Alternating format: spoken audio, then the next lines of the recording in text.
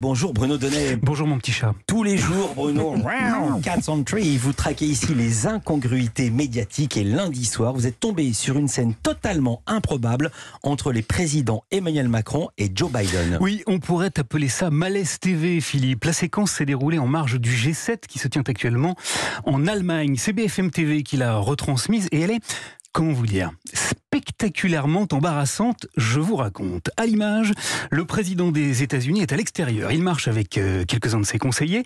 Il est en grande conversation avec l'un d'entre eux lorsque, tout à coup, Emmanuel Macron presse le pas, le rattrape et l'apostrophe.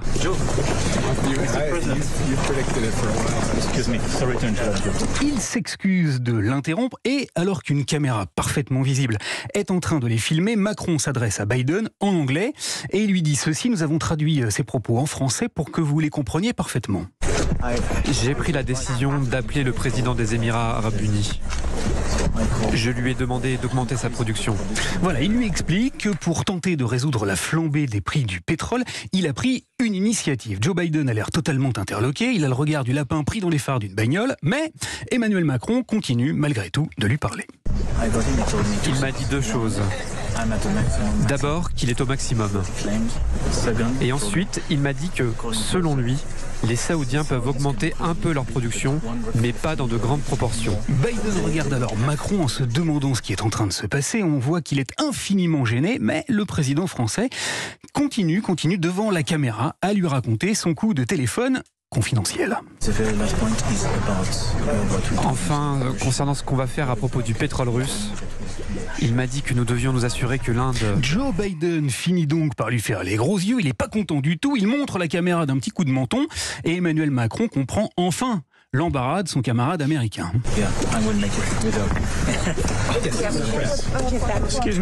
Oui, ce sera mieux, on va continuer à l'intérieur, lui dit-il. Voilà, alors en d'autres termes, Philippe, Emmanuel Macron a expliqué au monde entier, puisqu'il y avait une caméra et un micro devant lui, une stratégie qui aurait dû rester totalement confidentielle. Joe Biden a immédiatement saisi l'absurdité de la démarche, mais pas Emmanuel Macron, ce qui a fait dire à l'ancien ambassadeur de France aux États-Unis, Gérard Haraud, qui était présent lundi soir sur le plateau de BFM TV. J'ai l'impression que nos hommes politiques ne sont pas au courant des capacités technologiques des micros. Le diplomate qui a immédiatement poursuivi son analyse en expliquant ceci. Je pense qu'il n'a pas vu qu'on l'écoutait.